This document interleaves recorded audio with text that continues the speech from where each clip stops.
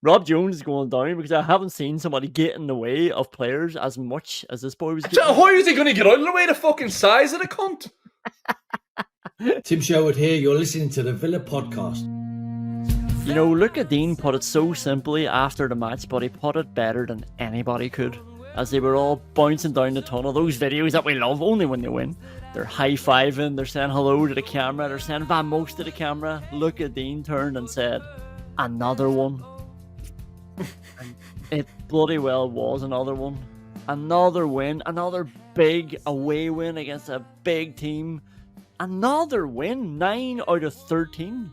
City don't have more, Arsenal don't have more, Liverpool don't have as many. Villa into the top 4. 2 points off the top. Another win, on we go. Probably doesn't bode well for the next hour if you're saying Luca Dean put it better than anybody ever could by saying another one. What's going to happen here, Colin? Well, I play the music right now, the music that everybody loves. I mean, that was good. Like, it was painful in the first half, let's be honest. We'll probably drill down into a lot of it. Very tough to watch in the first half. But how often have we come on here after bad results and we've bemoaned the players' inability to rise out of a rut, to shake off when things go wrong? And this was like, it's never going to be put into starker contrast here. Things starting so badly, maybe getting out of jail, but dragging yourself out of jail, still creating chances when it's going badly, and then coming out a completely different team in the second half. Smart, cohesive, confident, and get the job done. Get the job done, and on we go. Another one. Yeah, the first half wasn't good, but I sometimes wonder if if you and Unai Emery came to a clearing in a forest and you were both confronted with a river, I think the two of you would be asking very different questions. Obviously, first off, you'd be asking, what the fuck are we doing here? Why have we gone on holiday together to the Amazon? I'd be asking what he's wearing. But after that, you'd both be standing there looking at the opposite bank, and you'd be asking, how are we going to build a bridge? But Unai Emery's asking, how are we going to get across this river, Conor? And it turns out his plan was to fucking induce a heart attack on me and then ride my dead body to the other side, because that first half was fucking turgid. It was too slow. We were too slow to play it, too slow to move it on, too slow to give support and help each other out, too slow to breaking balls. Spurs pressed and ran brilliantly for about 60 minutes of that game. Yeah. But we allowed them by standing there waiting for the ball. Every long ball seemed to be the fucking Diaby. I wouldn't trust him to take down a phone number, never mind a football, the way he was playing today. Because when it comes down to it, Spurs had a lot of moments, but they didn't really. Emi Martinez made 2 big saves. He had a lot of moments, but did they really cause us that much hassle? I mean, if Unai Emery said to me, I have to kill you to survive, I think I would have to say okay. And I give him advice about where they stand in my corpse for grip and balance so he can sail across the river. Yeah, I think I would trust him that it's the right decision. It's in the best interest. The best interest of the next result of another one. Whatever I can do for another one, you and I use me. I am your vessel. Like, they did have moments. A lot of them did come before their first goal. So maybe we shouldn't be judging them that harshly. Like, it was very top heavy in the first 20 minutes, and that goal was fucking coming. I was actually delighted it came, because it was just, put me out of my misery, please. Like let's get a restart on this match. Like, anything just to interrupt the flow of the game. I would take a goal to interrupt this momentum. And yeah, it was Lo Celso. I mean, again, we've talked about this before. Villa love a high line, but they don't love it, apparently, when they're that deep in their box. They will always leave 10 yards of space for somebody standing at the edge of the box. Like, I don't understand how they never push out on this. And Lo Celso gets a clear sight at goal, doesn't take it, he hits it straight at Diego Carlos. And I mean, how unfortunate the day we bring Diego Carlos in, it's his big thighs that are the undoing of Emi Martinez in, because, I mean, if the ball is going to deflect off anything, you really hope it's not big Diego's big thighs. Yeah, and in the lead up to this, like, Dean has to put the ball out again. I think it's the second time he's just coming at the back post and just nudging the ball out of play because we're under so much pressure. And then the commentators, what a hit! They both told us. Like, might have taken a nick, they told us. You might have a fucking bubble in your artery if you think This is praiseworthy. He's got his knee over the ball, is about the best you can say about that, and he's had it straight at the biggest player in the fucking pitch. Like, fuck me, it was a grand hit, and it was going straight at the goalkeeper. Yeah. Yeah, Emi Martinez was heartbroken. And he knew straight away before it even went past him. It was like, it's one of those ones where you shout out, "You jammy bastard!" It's just good luck on their part. But then we showed that bit of adversity, or we showed that bit of response to adversity that we want to see, and we went straight up the pitch and we scored straight away. Ollie Watkins scored from a header. Luka Dean crossed another ball flush on the money, and Luka Dean, I mean, this guy should already have broken De Bruyne's assist record in November. It's unbelievable the amount of goals and the amount of goal assists he's been denied. I mean, this is a beautiful cross. I would say that Watkins never needs to be offside. Like, Watkins can get to the other side of a player. Just give yourself an extra inch. It's fine. You'll make it up. And you definitely don't need to do it when Luka Dean is whipping his left foot across the ball. He will get it round as well. And you know that I had been texting you about this Arsene Wenger idea about the offside rule. It has to be daylight between the attacker and defender, and I don't like it. I think he's smoking crack with it. But I have to say, it would have come in handy there today, wouldn't it? It was so unlucky. I mean, if Spurs got a lot of luck with their first goal, this was really lucky. Was it a kneecap even that was offside? I couldn't even see what was offside. Yeah, it's a strange one because he's in between the two defenders as well. So it's not like he needs to go ahead of them or anything. He's got loads of space. He has a look over his shoulder to make sure he's not offside, but he actually is ahead of that guy and does nothing about it. He never looks at the guy to his left, and he just drifts a little bit. Does he drift? He's probably just got a fatter kneecap than Emerson Royale. It's so fucking frustrating. And that was the second cross into the box. Could have been 2 goals. Ollie Watkins, so as is his want, he does his best to flick that past the fucking far post as well. I mean, from his perspective, because I don't think he wants to score these, Conán. He catches it too well and it fucking sneaks in at the back post. But again, because the ball is so perfect, because he's got so much space, he can probably afford to give himself those 6 inches and just hang back a little bit and trust that Dean can put it on a fucking silver plate for him. Arsene Wenger, what in the name of God is this fucking lad talking about? It's like he's forgotten why the offside rule was introduced originally. I don't think he realizes this would make the game more defensive because everybody would just drop back. Yeah, the fucking professor's lost it. I was going to talk about Son being offside, but I mean, we only have an hour here. We can't be here all day. He did score initially with the first one that he broke through. And this is the thing. In the very last game, in the very last match, Villa played Spurs. Son wasted about 9 minutes of Spurs' time because he was just completing these moves that he knew he was offside. I really hope he knew he was offside. Everybody certainly did. And he carried on that record again. Like, he scored a hat-trick today and it was never going to count. I mean, I've never been more confident of, and Son puts it away and knowing that the flag is going to go up. It's just, he's a non-event in Aston Villa matches suddenly. Son doesn't know the rules. Like, let's get serious here for a second. I mean, we all like having a bit of a laugh, but this isn't funny. It's a joke, but it isn't funny. He's the captain. He's the captain of a football team, and he doesn't know all the rules. Like, why would any ref take him seriously if he approaches him to question the decision? Like, why would they take him seriously? He doesn't know what the offside rule is.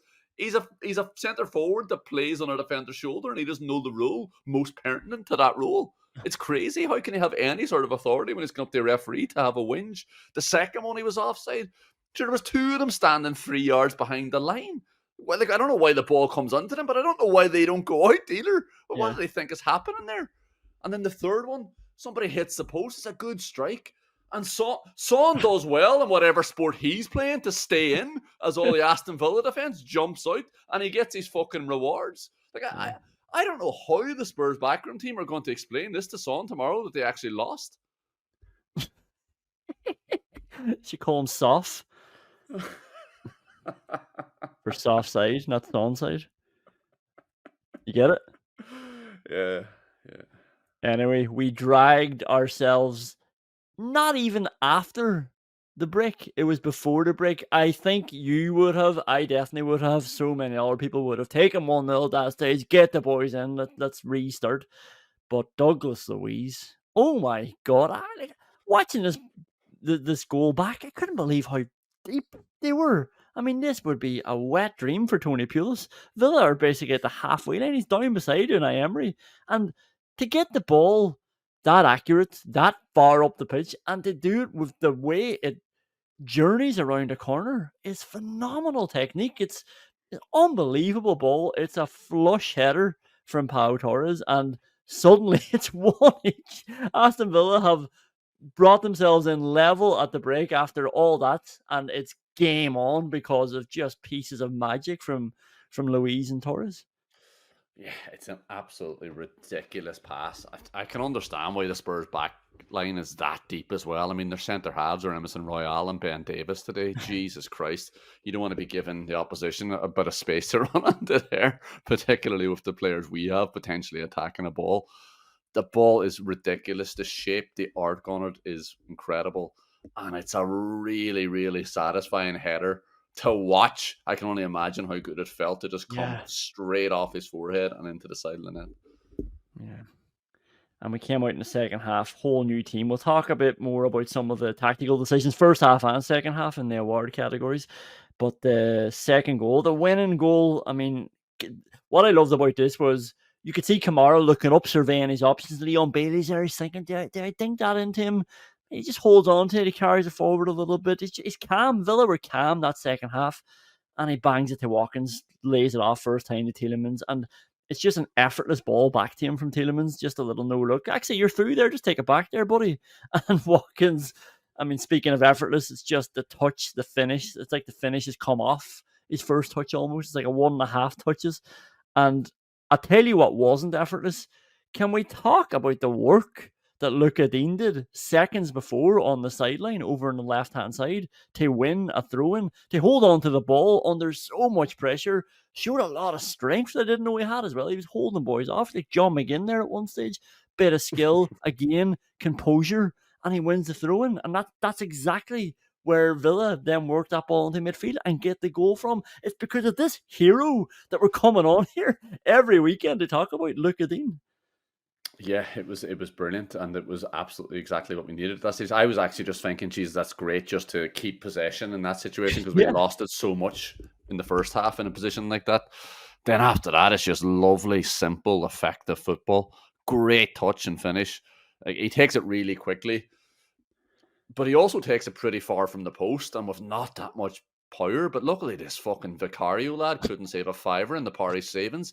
This lad's this is the first time I've really noticed this lad. I have actually avoided Spurs for most of the season.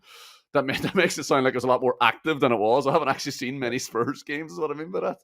But Jesus Christ, I'm glad I have seen them now because I wouldn't be worried about them if he's their number one. The only other flashpoint I wanted to talk about at the top of the show was the Kamara challenge avoiding a red card. Or so Alan Smith told me. Alan Smith said he could be in trouble. Alan Smith said no doubt he does catch him. I was thinking, what the hell happened here? I thought Villa had the ball. Looked at the replay. Boubacar Kamara passes the ball and Pedro Porro comes in and kicks him. Pedro Porro, about a half a second away from the ball, comes in and kicks Boubacar Kamara after the ball's gone, after he's passed it to Luka Dean. And Sky are looking back at it, wondering, is this a potential red card? During the week, we were talking about all the players Spurs have missing, and I asked, Jesus, who do they have then that's any good? Son, Udogie, and then I stopped, and you offered me Pedro Porro, and I'm here to tell you, Conán, nah, like not for me. Like this, he likes a bit of sympathy, a bit too much, doesn't he? Gets the fizz he was on. I mean, he's not alone in the world of football. Some people are like that. Like, you know, they want people to know that they're hurt. They think people are going to think that they're hard for playing on. Like, I'm a bit more inclined to pretend that I'm not, probably equally problematic, and you know, it doesn't really help my team either. Equally annoying for the manager because I'm more likely to get injured that way. But if you kick the bottom of someone's foot and you spend the next 3 minutes on the ground, like, no, like this lad's not going to make it. This lad's not the player that you think he is. And I'm surprised at you as well, Conán, because I know you're much more of a Barclays ball nonce than I am. Pedro Porro sounds like a fucking slander name that a 14-year-old would give a footballer on Twitter. And Jesus Christ, he plays like someone who deserves it as well. It was an absolutely brilliant win. An absolutely brilliant season so far. I am really enjoying myself. I must say that I was laughing in the first half though, because we just come off an international break, and I had been looking forward to this match for at least a week anyway, and maybe not the full 2 weeks, but I was genuinely looking forward to it, and I actually said that to myself out loud at how bad this first half was, and it was like, I was really looking forward to this match. How stupid am I? But my God, this was even better than I expected it to be then, because yeah, they didn't play well to start with, and that just the fact they showed the heart and the togetherness and they dug out a result and they keep going. It's just this team. This team is special. This team could go down as one of my favorite Villa teams of all time if they keep going the way they're going. Let's not rest on our laurels. Let's keep being very demanding, as you and I would say. Yeah, and maybe the reason I was a lot calmer than you were in the first half as well is because during the international break I went to the Aviva Stadium and I sat through Ireland versus New Zealand with 26,000 other absolute morons. Well, there's better days ahead for you, Liam. No international breaks until March, and I think we've got 8 more games now coming in the next month as well. So just buckle up and enjoy it. I'm certainly going to enjoy it. I think so anyway. Let's leave it until Thursday night, see how much I'm enjoying it. But we'll take a quick break and we'll go to WhatsApp points. Have to start with your hero, you doggy. Doesn't know the throw-in rule, does he? I mean, Son doesn't know the offside rule. You doggy doesn't know the throw-in rule. And I know I should be happy we got the ball back. I'm not happy seeing a professional footballer taking a throw-in wrong and the ball having to go back over to the throw. Get the ball in play so we can all continue playing. It was very strange, wasn't it, the way he actually did it? It was like he bent at the hip. It was a bizarre attempt at throwing the ball. Like even if that wasn't the rule, it was just a strange way to do it anyway. Yeah. I don't think we are in a position that we can fine Spurs players, but I will be sending off an email this week to suggest that you doggies should be handed a week's wages fine for that nonsense. The only other fine I have been handed out from an Aston Villa point of view is Pau Torres. He took a short goal kick from Emi Martinez and proceeded to walk the ball out of play alongside Kulusevski. The two of them just walked the whole way out of play. Yeah, Jacob Ramsey did it as well in the second half, but your antenna weren't quite as attuned at that stage because you're a lot happier because you're such an emotional wreck. I am shocked at you. I saw Jacob Ramsey doing that. I had a split second thought, nah, no way. I'm not doing that to Jacob Ramsey coming. It's only his 3rd game of the season. I'll tell you what's gone under the radar. That absolute clumpet for the Portugal under-21 team, he just stood on Jacob Ramsey because Jacob Ramsey won the ball. He stood on him for no reason. The ball was gone. And Jacob Ramsey's been out for the whole season since then. Really not enough made about that. I don't know what radar you've been fucking looking at, Connor. I think that's going under any fucking Villa fans' radar. And you want me to come here and fine him when he's finally back? Jacob Ramsey's getting a bonus this week. The first WhatsApp points, and this is serious. What? I don't like to question Unai Emery, but what is the thinking? Like, genuinely, we can come on here, we can have a moan, we can have a laugh, but can you tell me what he is thinking when he plays Matt Cash at right wing? I can't get into his head. If it was a case that we play more defensively, I don't think I would like it, but at least I would understand. We don't play more defensively. We don't even change how we play. He just plays there instead of all the other really good options that we have to play in that position. It's just Matt Cash running around up there, and then to do it. And I don't like this. I don't like John McGinn on the left, but we have to move John McGinn to the left. We have to move Konza to right back. That means we're ripping up our centre back partnership, and it means our attacking midfield options to move the ball through the lines, which is so important to us. They're just not as good anymore. And to make all those sacrifices for this move is really baffling. Like we get nothing back for it that I can see. I would love to actually just take a bit of the passion out of it and be like, right, this is what he's thinking. But I cannot. I can't even think of one reason why he would do it. So I was wondering, was it because of the way Spurs go in whenever they're in possession, and did he think there was an opportunity for a quicker transition there on the outside? Is that why he's playing with two essentially orthodox wingers today?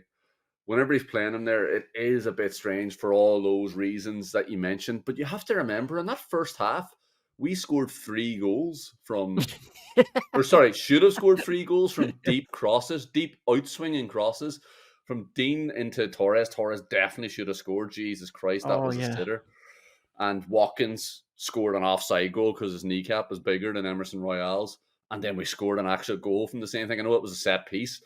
But I wonder, was that just a plan? They're playing Emerson Royale and Ben Davis at centre half. Let's get the ball wide and let's get it into Ollie Watkins. It's hard for me to think about what the other reason was for that. Other than that, I can't see it. I can't see the benefit of it. And if he wanted to do that, it has to be Matt Cash. I was worried a couple of months ago, and I think I mentioned it on the podcast whenever he said Matt Cash can play in the wing. So I kind of saw this coming. But I didn't think I'd see it against Spurs. I didn't think that would be where he would deploy this tactic. I thought he would stick to the team that had been hammering other teams. I thought he would go try to match up against Spurs because Spurs' team had been ripped out. I don't know why you would give Spurs so much. It's not respect even. It's to give them a chance to settle into the game. Their midfield today was fucking shite on paper, and we let them work their way into the game. We let them have the space because we didn't box off our midfield. We didn't match up against it. Very, very strange thinking from Unai Emery. In a game that we won 2-1. Well, he went about putting it all correct, and we'll talk about that in the Tim Sherwood Award later on. But Unai Emery can't have a trophy in his fucking mantelpiece with Tim Sherwood written on it. It's strange, like I can sort of see what you're saying there. Funnily, Matt Cash spent a lot of the time just coming inside. He just sorry, I do. It didn't work. It didn't end up working out like that. But that's what I was thinking. Like, it must be something like that. I would much prefer, if that was the thinking, to try to get space for Matt Cash to do that from right back. It's not like Matt Cash is a particularly defensive right back. And like I said, we should have been putting Spurs under a lot more pressure. They're having a terrible period of results at the minute. They've got so many injuries. I think we should have just gone out with our strongest team. And if we wanted to put pressure on Emerson Royale and Ben Davis, not that would have been particularly difficult for us to do, we probably should have thought about how are we going to free up space for Matt Cash to get out wide rather than just playing Matt Cash out wide. I did find it interesting though watching it because Matt Cash is he does like defending as well when he's playing right back. He can get stuck into it sometimes, but he's not even a good defender up there. He likes to be in the last line. He likes to have his back to the wall as such, and then know there's nothing behind him and know that he can just come full force and tackle what's in front of him. Up there, we've slated Bailey and Bertie T before for not looking like they knew what to do defensively. Matt Cash has just been running around. He was turning his head. He was running around in circles in defense. It was like, oh my God, maybe I should be giving Bailey and Bertie T a lot more credit for that. Maybe Matt Cash will now understand that it's not as easy as it looks when you're defending from there up there. Yeah, and Colin, we've given out to each other for not being able to defend the way Matt Cash was defending today. I mean, he was getting done by 1-2s like you wouldn't believe. It was pathetic stuff. Couldn't follow his man. Just started pointing at Konza, and Konza's like, "What? That's definitely not my man. Why am I drifting out here now because of you? Because you've fallen asleep yet again." He didn't know what he was doing. The first 20 minutes, Konza didn't know what he was doing either. The two of them just looked like they were absolutely lost in the positions. It was like Konza's so used to having Matt Cash to his right anyway. Maybe Konza just thought he was playing centre half. Yeah. And the first 4 minutes, the centre backs were just being split apart, ball over the top. And I was like, maybe try Konza centre back. I mean, do we want to just go back to what works really well? But the next WhatsApp wins, and you sort of touched on it. And I don't think you're going to like it that much. But do these boys know Ben Davis is playing centre back against Diaby? I mean, I know you're saying to hit the Abbey ball, but just push it in front of him. Give the Abbey something to chase. I mean, it seemed like so often the midfielders were, they just didn't have control of the ball. They were running until they lost it. They were trying to get it under control instead of just pushing it forward. Give the Abbey one ball to chase with Ben Davis backtracking. Didn't see it one time. I almost captained this boy on fantasy football. Christ, I nearly wish he did, Con. But yeah, it was strange. I mean, the Abbey just wasn't involved in the game at all, and I did feel a bit sorry for him because every ball he did get was just Ben Davies leaning on his back and heading the ball away. It was strange that we didn't try to exploit it. The balls out to our forward players weren't good because Spurs were so good at putting pressure on us. Spurs did a brilliant job of closing us down, but I think that was because of our shape. Our shape didn't work against what Spurs were doing, and the shape we had today isn't the shape that we're used to playing either. The only ball the Abbey was getting, like the only reasonable ball you could think you could get under control was when Konza had it at right back and Cash wasn't an option. Kamara was being blocked off, centre back was being blocked off, and he was being clever, thinking, okay, I'll just get this up to Diaby, I'll go through the line. But then Diaby was under so much pressure trying to get that under control, coming into a more crowded zone as well, somebody up his arse. I mean, it was. To give 20 minutes ago me a bit of credit whenever I was slagging off Diaby, Diaby made a lot of really bad decisions as well today. Like Diaby looked like he wanted to play right back a lot of that fucking game. He was turning back so much and running back towards his own goal. So he was put through once or twice. He's turning away again as well. Diaby just wasn't good today. Forget about the balls up to his chest. He had a few balls in his feet, and he didn't do anything with them. Yeah, Jesus, let me clarify. Yeah, I'm not making an excuse for Diaby at all. I thought he was awful. I was happy to see him go off at halftime, but I was more frustrated that we just didn't try a couple of balls as well in behind them. Not even a Diaby thing, just like, can we get at Royale and Ben Davies, please? Come on. Look a gift horse in the mouth, like just take it. But I had another WhatsApp point. It was Torres and Dougie conceding those fouls at the end of the game, and they don't give a fuck about my mental health. Oh my God, like just unnecessary fouls, lazy, giving them free when they weren't going to cut us open any other way. It was quite annoying. And the other one that we have to talk about, and Joel pointed this out on Twitter as well, but he said that's quite some running motion from Diego Carlos. And Diego Carlos was good today. We'll give him all his praise in the Vyman meter, but yeah, don't like seeing him having to chase back after Son in a 60-yard foot race. It looked like he was running through the wind or something. Like his legs were coming unusually high, like he was stepping through something. Definitely giving his all. We have to give him that. Yeah, that was particularly frustrating. I mean, Son was 3 yards offside for that one. And Diego Carlos, like, how much trouble have we had with this lad trying to get him fucking fit? And then he has to go through that. Fucking Spurs planting a runway of custard across the pitch, and then the linesman just letting this happen anyway as well, just happily watching him trying to plod through this fucking ridiculous stuff. Let's take a break, and we're going to come back with the award categories after this. Good evening. I wanted to speak directly to our supporters to confirm the transfer of our captain, Jack Grealish. And now we've been gutted, organ donors for the rich, Boston's taking our kidneys, Yankees are taking our heart. And to explain the background to this move. It's an unfair game. We offered Jack a new contract to stay at the club. Like this is business as usual. It's not. We agreed to incorporate a so-called release clause into his contract. Billy, that's trouble. Billy, if I may, he certainly has had his problems off the field. Jack finally decided that he would like to go to City. We're trying to solve the problem here, Billy. Not like this, you're not even looking at the problem. We have planned accordingly. We got to think differently. It was never our intention to replace Jack with one footballer. Guys, we're still trying to replace Gianni. I told you we can't do it. We can't do it. Our strategy was to analyze and break down Jack's key attributes. Now, what we might be able to do is recreate him. Recreate him in the aggregate. What? How well? His creativity, his assists, his goals. That's what we're looking for. And to find these qualities and others in 3 forward players. 3 ball players. And in doing so, have also reduced an over-dependency on one brilliant footballer. Add that up and you get Emiliano Buendia, Leon Bailey, and Danny Ings. they truly are the future. If we try to play like the Yankees in here, we will lose to the Yankees out there. I don't know what that means.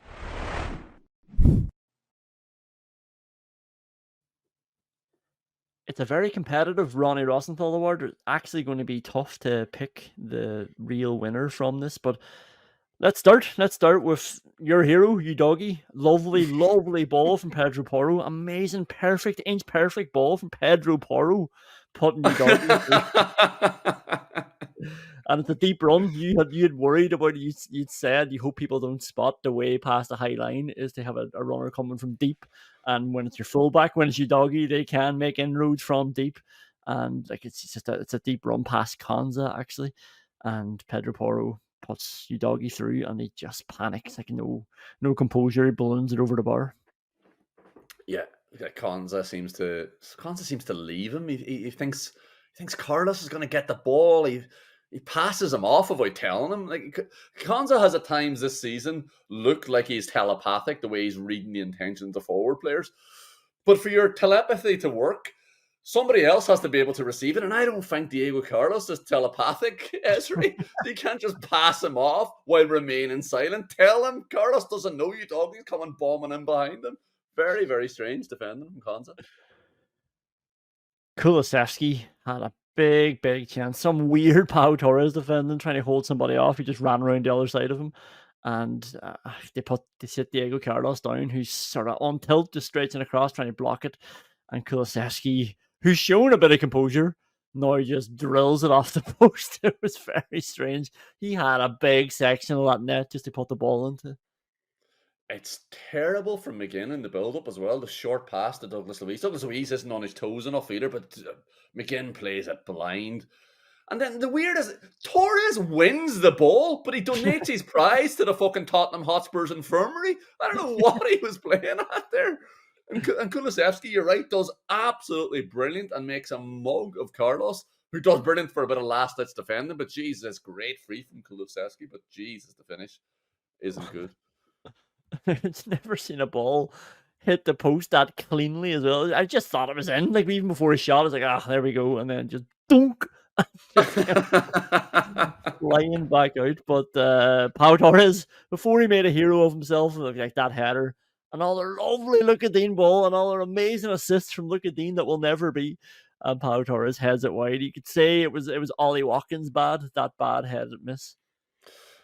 Yeah, he has to score. It's really, really simple. The ball is absolutely perfect. And it looks weird. It's like his neck's got into his head, got into his top as he's heading it. You know, it looked like he was fucking a little turtle there, a little shit coming out of his arsehole. Just fucking stick your head in that. Put that shit in the net.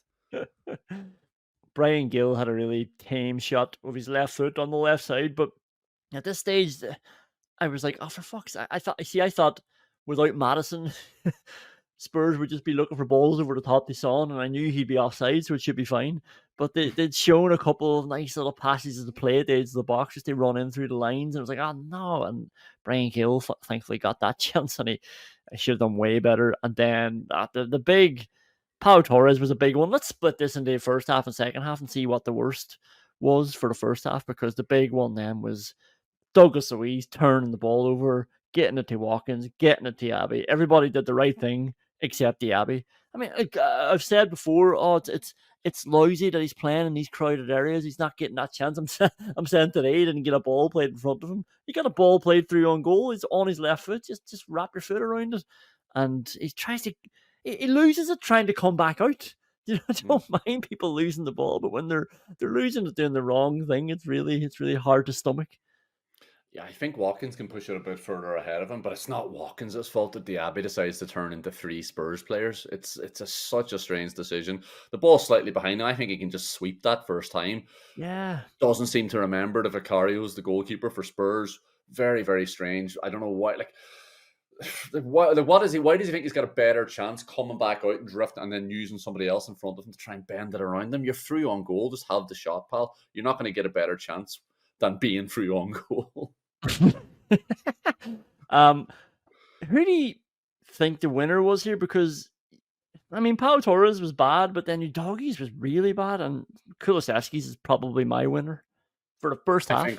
I think Pau Torres is the worst. I think maybe it's just because it's the one that angered me the most. The other two were more relieving than anything. Udogie's stretching. It's a really bad finish. He is a fullback, the best fullback Spurs have. And the Kulusevski one is...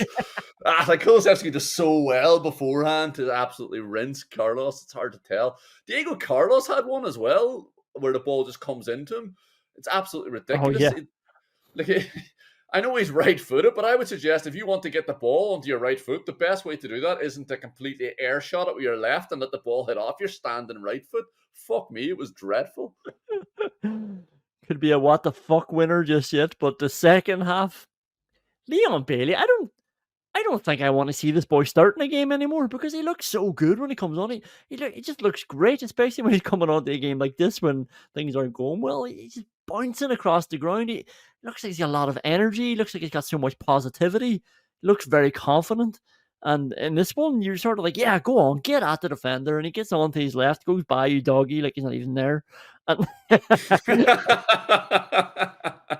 and he has a shot, and it's lettuce hands from Picario that just goes onto the post. I was hoping it would hit off his head and go in, but there wasn't enough power on it. And then Ben Davies, like, Jesus, he's about 1 yard out. Maybe the ball's a bit high, but he's probably too close into the line as well, and he heads over. Yeah, the Bailey one, it's absolutely brilliant from McGinn initially. The lovely vision and then a great pick out. Unbelievable first touch from Bailey. Doesn't slow his momentum at all. Does really well to shift it past Spurs' best fullback. Shifts it past someone else as well on the way. And then the shot's not great. Not enough power on it. Not close enough to the post. But what has happened to Vicario there? I mean, it looks like he's throwing a tea towel on top of the ball to try to stop it. It was absolutely pathetic. And it deserved hitting off the back of his head and going into the net. The attempt to save was so bad. Luka Dean had a free kick that was saved. Ollie Watkins then headed a Luka Dean corner wide from it. He thought it was funny. I didn't. And then Emi Martinez likes to be a match winner, and this was classic Emi Martinez. I mean, Brennan Johnson actually does well. It's a lovely little touch that takes him through the lines. It's a breakaway from Spurs. I think Diego Carlos does well. He stands Son up, but Son finds Brennan Johnson just nicks it through in front of himself. It's a great save from Emi Martinez. Just reads it like an open book, and then Højbjerg from long range, and like, madly, we've seen him do this a few times. And it's a brilliant save from Emi Martinez. I mean, that is Martinez. It's two of the classic saves of Emi Martinez, just reading such a fast one-on-one situation so well, and then being able to spring that far up to the top corner that quickly, like he did for the second one. The Ollie Watkins header, Conán, he has to start scoring these. I mean, he thinks the only way to head the ball is to flick it to the back post. Like, maybe it's just as simple as someone explaining that to him. Do you see that big 24-foot by 8-foot frame? You can head it anywhere there, anywhere you like, especially if Vicario was in nets. You don't have to flick it past the back post. He was at the front post, and he headed it all the way across the fucking frame with a goal. Infuriating. The touch from Brennan is absolutely brilliant. And it was really triggering for me as well, because this morning somebody played me a very, very similar ball, and I just plotted the ball straight back to the opposition goalkeeper. The touch was so heavy. I was like, oh, for fuck's sake. And then the lad said, that's a really difficult ball to control. And he was just trying to be nice. But I can fucking control that. I was the most underhanded saving of somebody's skin of all time. I can fucking control it. He's saying I'm shite. He thought it was a really hard ball to control. Fuck off. The intensity is probably higher, not much though. I'd say I hold myself to a higher standard than Brennan Johnson as well. Absolutely brilliant from Martinez. I'd expect him to save that though, because he is such a brilliant goalkeeper. And then the strike from Højbjerg, it's a really, really good strike, and it's a really, really good save. The last nomination I have, Kamara had a nice shot actually, and then John McGinn retrieved it on the end line, and he's just sat it up well. I don't know what happened here. Watkins wanted everybody to believe it was a corner off Ben Davies. I don't know if it was, or even if it was, I think Watkins still got his head on it and headed it into him. I think he could have been doing better there. Didn't really get to see much of a replay. It's a decent hit from Kamara on the ball, though. I mean, anybody that gets a shot on target against that keeper is all right by me. Watkins gets himself booked. Watkins gets himself booked because he's whinging about the ball hitting Davis on the way out. He should be getting booked because his shirt is hitting the fucking ground on his way out of the pitch to jump into the crowd. That was pathetic. He's nosed it into the back of Davis's head when he's 6 inches out from the net. Fucking put the ball and Davis into the net. What are you doing? Oh, you're a fucking centre forward. Ben Davis is playing centre back. You have to score that. You're literally on the line. Why have you headed it down? And then if he thought he was safe from another nomination, he's also the winner of the Peter Eichmann What the Fuck Award. Ollie Watkins, Joe McGinn does that thing, uses his arse. He doesn't just take the route that people want him. He comes across the midfielder and then he drives straight and he puts it in front of Ollie Watkins, who trips over himself. Tripped over himself. He's the winner. But what's the winner of the second half nominations? It might be Brennan Johnson, even though it was obviously all Emi Martinez's brilliance, but he was through there and he's got a lot of the goal to look at as well. Call me old-fashioned. I think a centre forward should be scoring from 6 yards out, 6 inches out. Ollie Watkins is the winner. The Tim Sherwood, we played 2 number 10s and bamboozled them award. Probably just the way we came out, the transformation after the break, the composure on the ball, like we slowed it down, we penned them in. We were sort of the antithesis of Spurs. Like they were a bit more just shit or bust. It was like all go or nothing. And we were actually, when we had that opportunity to like, oh, maybe there's an opening here, it was like, no, let's just go up here, calm down, get our breath back, bang the ball around, and don't worry, we'll open them up when we want to anyway. and like probably a big part of that, I know we brought Bailey on, I know Bailey was good, but I think bringing Tielemans on and just having him drop a bit deeper into midfield for this game, it was just a bit nicer. Just gave us that option. That ball was on a bit more. He was able to turn on it. We just got possession higher up the pitch.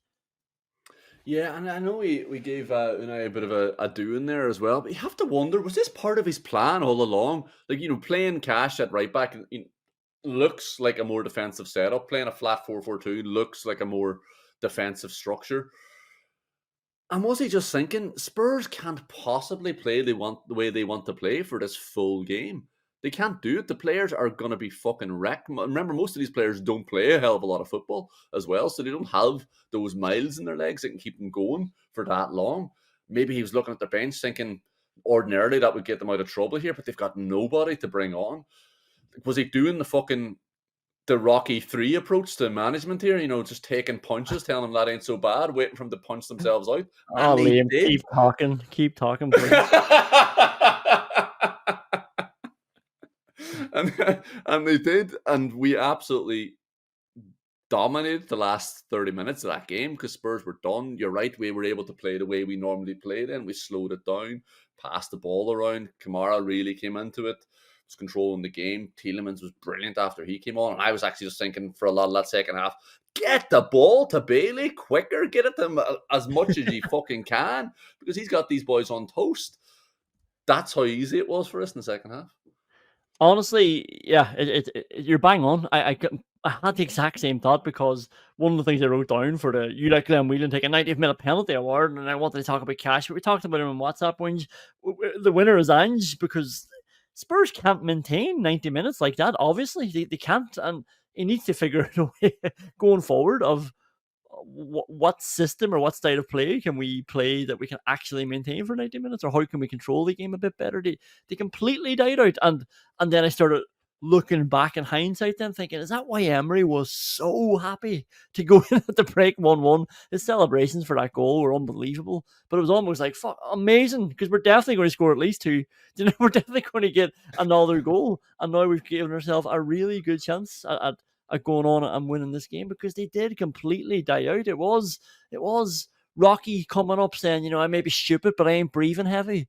If Villa weren't breathing heavy when it came down to it, they were the ones with the legs. They were the ones that played smarter ball. At one stage, I was like, Alan Smith is talking like this game is over and there's about 19 minutes left. But it did just really peter out, and that must be really disappointing from a Spurs point of view. Yeah, well, or maybe they should just be glad that they only lost by 1 goal whenever they're bringing on fucking Oliver Skip and Eric Dyer's warming up for most of the second half.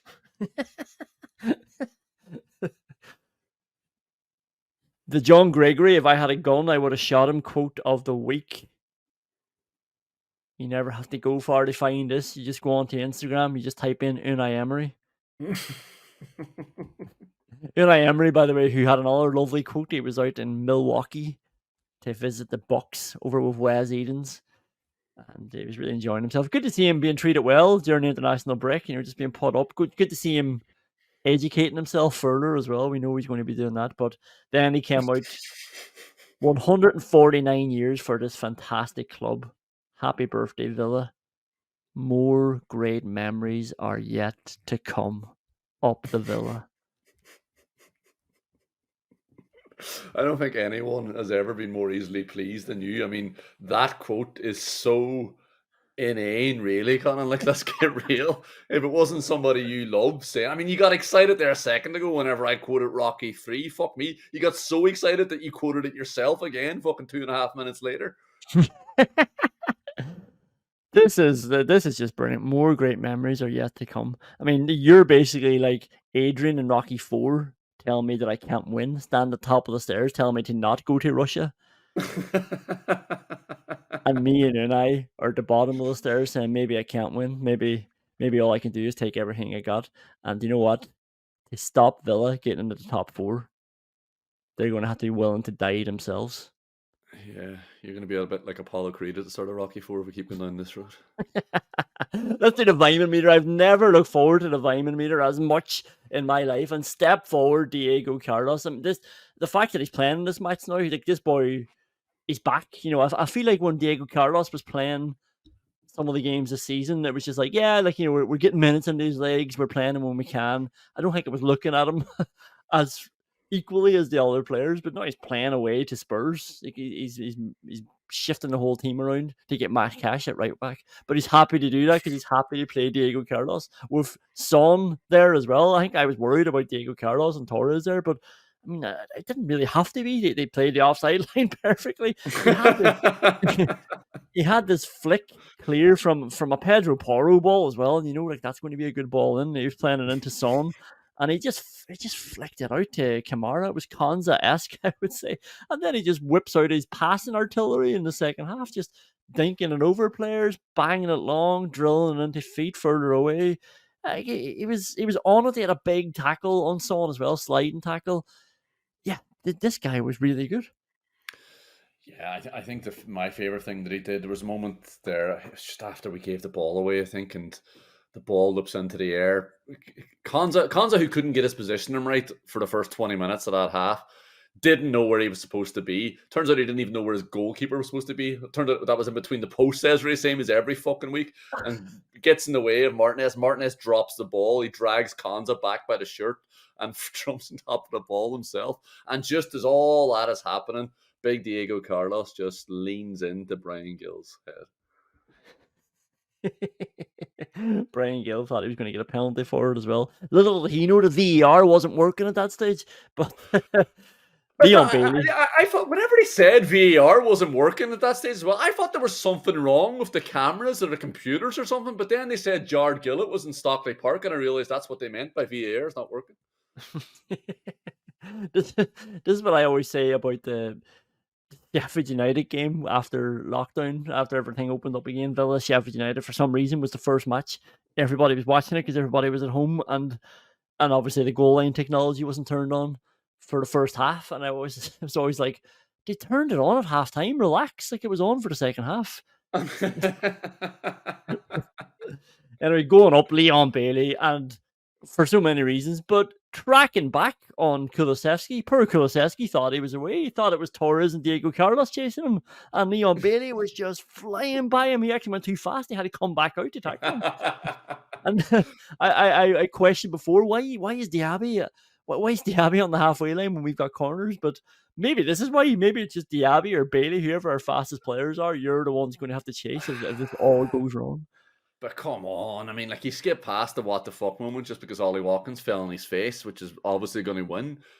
But Kulusevski has to realise that it's Leon Bailey he's one-on-one with here. All he has to do is move the ball and he's free on goal, 1-on-1 with Emi Martinez. He would have missed anyway. But Jesus Christ, you have to understand who's defending against you there. There's not more frustrating than seeing somebody you know is faster than the opposition player, or you know the opposition player is a centre forward or a winger, and they refuse to try to go. Leon Bailey isn't going to stop Kulusevski there if he does a step over. Fuck me. What you don't understand is that Kulusevski's heart was broken, and it was broken by maybe the top performer on the Vyman meter this season, Luka Dean. All afternoon, Luka Dean knew he had him. I've never seen Luka Dean be so positive in his movement when he's one-on-one with a player. He just kept coming out at the ball. Yeah. Always stepped forward, always tackled him, pushed him, got in. Honestly, Kulusevski was just... I felt like his spirit was crushed, and it was because of Luka Dean. I mean, we can talk about his balls. I mean, the assists he's not getting, the work that he's doing. He's so fit now as well. But again, defensively, he was really enjoying that challenge, and he was by far on top of it. Yeah, it was very, very decisive defending from Luka Dean. He knows Kulusevski is going to turn on to his left foot, so that makes his job easier. He can just dive in. If he dives in and doesn't miss the ball, and doesn't get the ball, Kulusevski's running into traffic anyway. It was really, really moronic play from Kulusevski a lot of the times as well, because Dean has committed. But maybe that was just because his heart was broken, because Dean just seemed like he had his number all afternoon. Yeah. John Duran is back, and John Duran is flying up the Vyman meter. That tackle on Emerson Royale. Where the hell did that come from? Big slide tackle. It came from him losing the ball about 5 seconds earlier. He was carrying it into the corner. He was holding boys off, and his header, the big headed clearance as well. I mean, Spurs, the stadium was completely quiet at that stage, and you can hear Emi, you can hear Konza, you can hear Pau. They were all screaming, even though he gave away a corner again with a header. But it was just that they nearly scored from. I think it was the Ben Davies one they nearly scored from, and before it, I had a thought that I might write down after this corner. It was like Spurs have a very polite corner setup. I don't know what it was. It just didn't look threatening, but maybe that's the mark of a good corner setup. It didn't look threatening. And then when the ball went in, somebody was in a position to head the ball. But yeah, John Duran, like the big head cleared, a big tackle, holding boys off. Just a good shift for a few minutes work. He put himself about in a very short space of time. Yeah, and I'm delighted to have him back. I actually wanted him on the pitch a little bit earlier as well, because Ollie Watkins was labouring a little bit, much more than you'd ever normally see Ollie Watkins labour. And I just couldn't resist the idea of bringing on John Duran. And I was right; he was brilliant when he came on. The speed of him across the ground as well to close lads down. A couple of times he realised he had to do it. A couple of times he realised he was the freshest player, and he probably would get there quickly. A couple of times he realised it was Emerson Royale he was up against. Brilliant all-around performance from John Duran.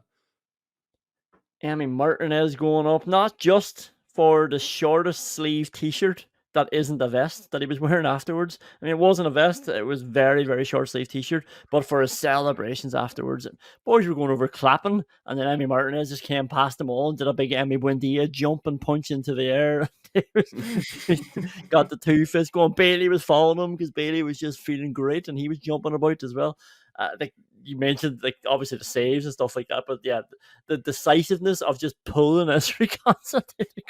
Get the fuck out of the way. I'll clear up this mess that we've both created. Don't do anything. Get back here. Pulls him to the ground. Dives on the ball himself, and maybe he should always go up when he is wasting a bit of time and manages to not get a yellow card. Crazy that he didn't get a yellow card, really, especially with Rob Jones as the referee.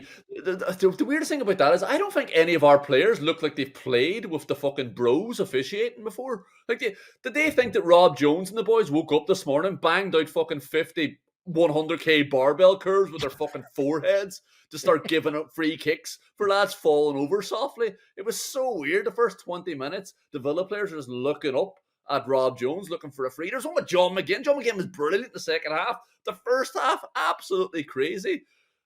John McGinn just goes down on his knees and looks up at Rob Jones. I think Brennan Johnson gets a chance from it.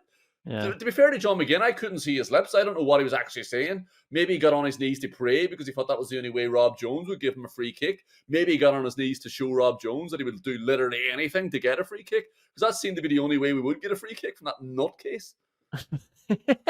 I think as well, to be fair, to give John McGinn But maybe he should realise this as well. But they give him one little a bit of not praise, but like just to give him one bit of reprieve is Rob Jones gave a couple of very soft ones just before, but all the more reason for he wasn't going to give another one, not in the middle of the pitch as well. He gave Konza one and somebody else around the defence, and it was like, oh, is that a free, really? And he doesn't want to give those fouls, so he definitely was going to try and get out of it. Yeah, he gave Konza 2 very soft ones, now that you say that, in the box. I was really... The dark days of Ezri Konza diving as a form of defence was back today. Christ almighty, I don't want to see that again. Rob Jones is going down because I haven't seen somebody get in the way of players as much as this boy was getting. How is he going to get out of the way? The fucking size of the cunt. There's always like so many times you can see players having to like physically throw him. Like, get out! I'm trying to tackle this ball. He always found himself in the wrong position.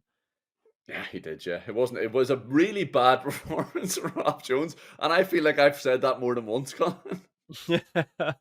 Like we've got Diaby going down, we've got Cash going down. Is there anybody going up that I've missed? I feel like I've gotten them all there. I mean, I don't think it's a Dougie Luiz going up. He looked very tired today, coming back from Brazil. Maybe I'll give him that Bible. But yeah, it must have been really fucking exhausting going to sleep in his business class flight for 3 hours.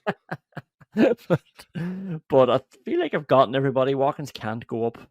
Boubacar Kamara was really good at the end of the second half. He did a couple of lovely little shuffles of the hips as well during that game. Got away with a red card as well. Don't forget, that's always a plus.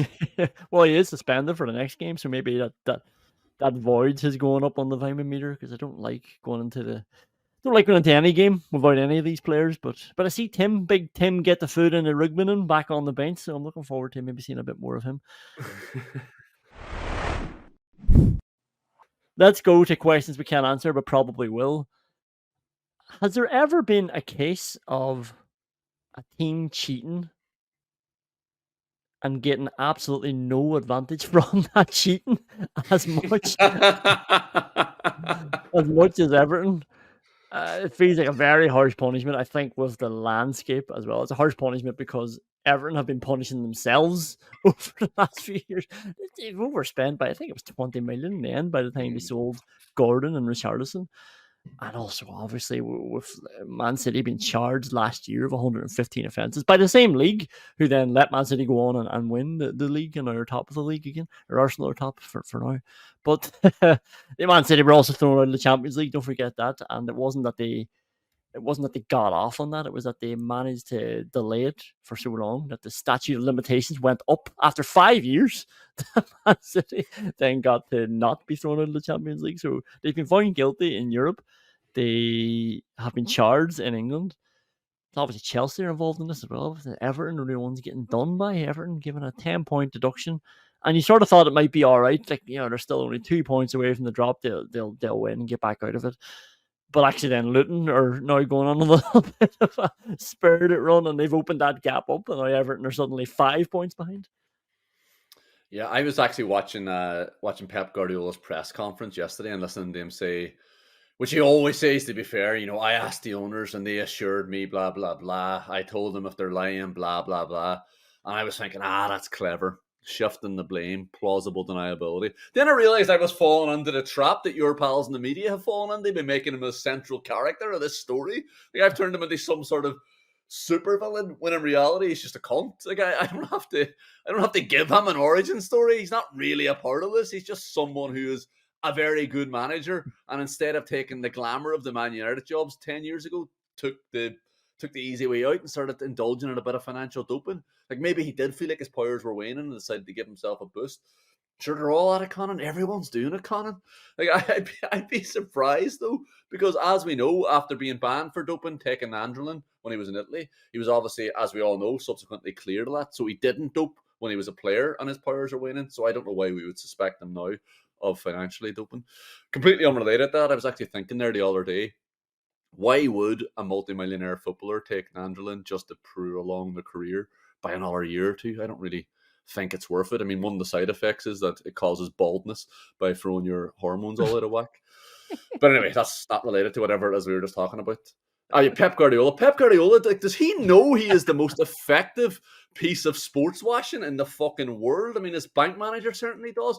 I don't know if you know why he bothers fielding these questions from journalists, why he keeps defending Man City, because he's going to look like a fucking twat if the Everton punishment has anything to go by, if how hard they've come down on Everton has anything to go by.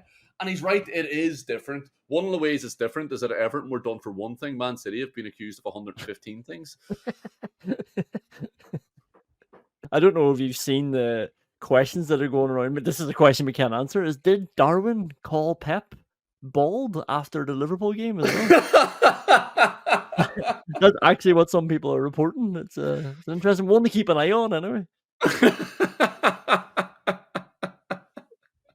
That was incredible that the Pep Guardiola got involved with that. Why is Pep Guardiola taking on Darwin Núñez?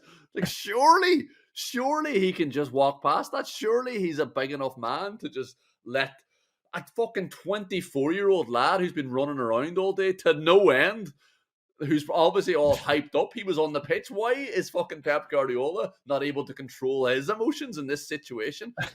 I don't know. Maybe there's a side effect of something he took that morning. What I can't understand is how much longer are Man City fans going to accept Pep Guardiola criticizing them publicly for the biggest trigger that they have of the fans being quiet, of the empty hat. How every season he's coming out and saying that they're too quiet. He's giving out to them. It's amazing, and it's just feeding. He's feeding the trolls. He's giving everybody who wants to slag off Man City all the ammunition they need. I can't believe maybe all the trophies that they win, maybe the football, maybe it pays off, and then maybe they'll accept that for him to be handing the trolls all the ammunition they want. But I think it's mad that he doesn't seem to realize what a sensitive pinch point that is for them. I'm sure he thinks his bodyguards can protect him from the fucking 100 Man City fans that are there at the end of the game. Did you watch that game? The atmosphere was absolutely pathetic. It was the same as the Spurs game today as well. It was bizarre how quiet those stadiums were. Those the 50,000 to 70,000 seater stadiums were so quiet during periods of that game. I couldn't believe it. Yeah. Well, Pep said it was 12:30. In fairness, so. I know I've run out of energy at 12:30 in the fucking afternoon. Anyway, let's leave it there. We've got a lot of games ahead, so I suppose we should start pacing ourselves. But this was absolutely brilliant. Another massive result, and we're in the top 4 now. It's not like we're going to be lingering on 5th for the rest of the season. We're actually in the top 4 now. We're in the Champions League places. It's ours to lose. We are in control of our destiny. And Unai Emery is in control of Aston Villa. Remember that as you go about your Monday. Unai Emery is in control of Aston Villa. Everything is great. Just enjoy it. See you later. All the best.